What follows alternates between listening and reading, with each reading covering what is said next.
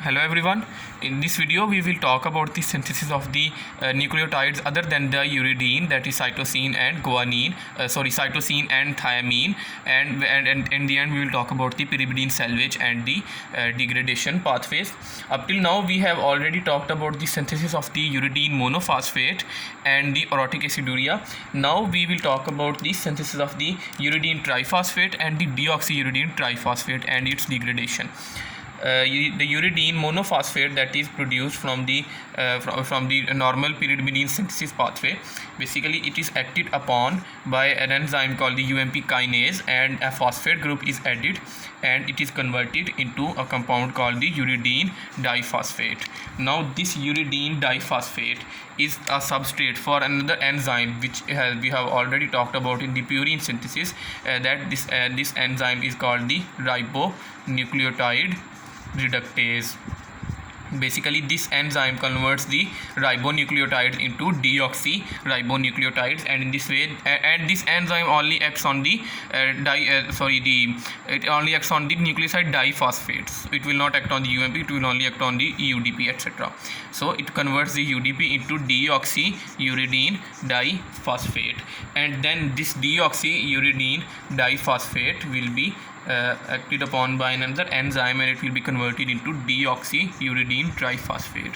Now there is a problem that this uridine triphosphate can incorporate into DNA when it is left unchecked. So here we have another enzyme called the UTP phosphatase, and this enzyme, basically the function of this enzyme is to degrade the uridine triphosphate that has been produced. In this way the uracil nucleotides are not incorporated into DNA, only the pyrimidine, the cytosine, adenine and thiamine nucleotides are incorporated. Now we will talk about the synthesis of the cytidine triphosphate and deoxycytidine triphosphate. Now again the precursor for cytidine triphosphate synthesis is the uracil nucleotide, but here not the UMP but UTP forms the CTP by the addition of an amino group. Basically the amino group donor is the glutamine. Glutamine comes and donates one of its amino group to the UTP, and it will be removed at glutamate, and in this way the UTP will be converted into CTP. Basically all the compound is left intact, but the uracil base is converted into cytosine. Now this CTP, it must be converted into deoxy-CTP because we need to synthesize the DNA from it. So because the ribonucleotide reductase enzyme only acts on the nucleoside diphosphate, so first we need to remove a phosphate group.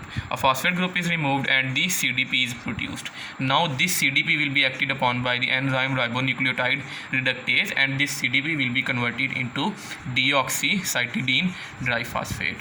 Now this deoxy-CDP will be converted into by the addition of inorganic phosphate into cytidine triphosphate, and then this cytidine triphosphate can be used in the DNA synthesis and replication.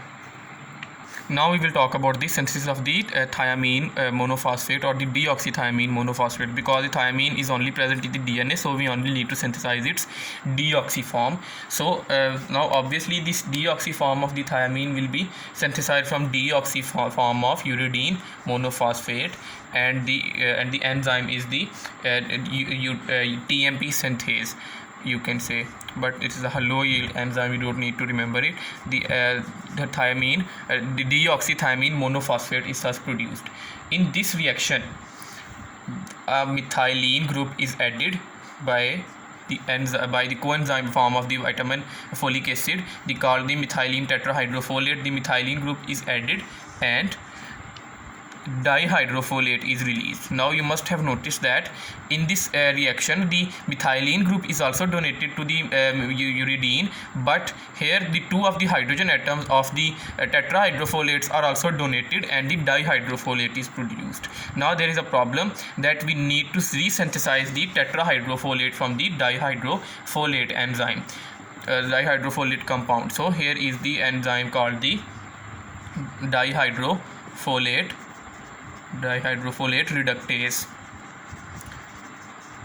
and it will convert the dihydrofolate into tetrahydrofolate by the process of reduction. Now let's talk about some clinical application. There is a drug, an anti-cancer drug, which is called the 5-fluorouracil. uracil. This 5-fluorouracil is the drug which acts on this pathway, and it stops the synthesis of the deoxythymidine monophosphate, and in this way the process of the pyrimidine synthesis is stopped, and consequently the cells start to die because the DNA cannot be synthesized. There is also another drug called the methotrexate. This is the same methotrexate that also stops the dihydrofolate reductase enzyme, but in the purine synthesis. So the methotrexate will also stop the dihydrofolate reductase enzyme in the pyrimidine synthesis, and in this way this cell also starts because the no pyrimidines are formed.